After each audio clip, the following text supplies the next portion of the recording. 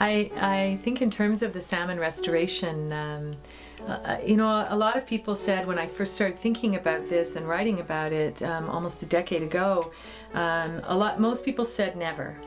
It'll never happen. They're gone for good. And gradually, I've seen it shift in the last couple of years. As I said earlier, it's been fast, this changeover. And in the last 2 years, I would say it's not an if, it's a when.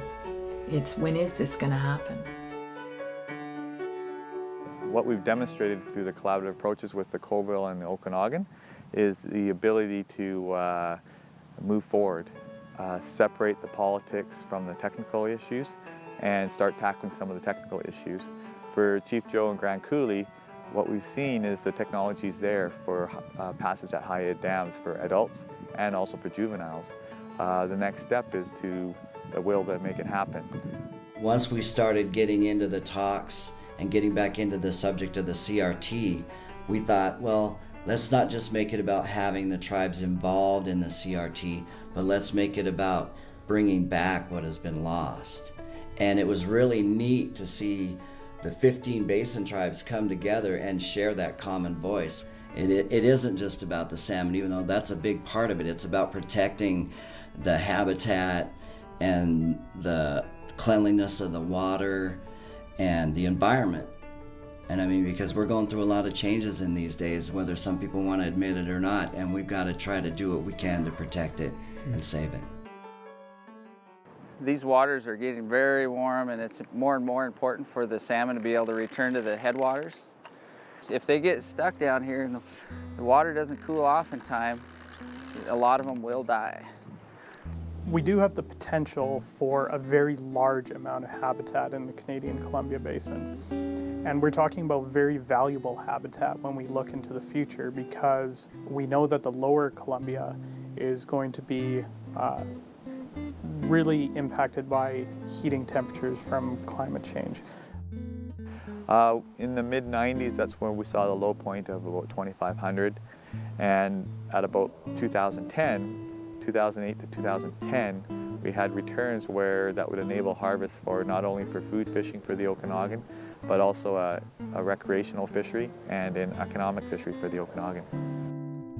And this is an opportunity with all of the other technologies that are available or that folks are working on in other areas. They're getting fish over high head dams. There's a lot of folks saying we can't afford to do it right now. We're saying, you know, we can't afford not to do it. Bring the salmon back, let them pass the dams. We would like them leaping well more than their 4 to 6 feet capability. What about leaping 200 feet?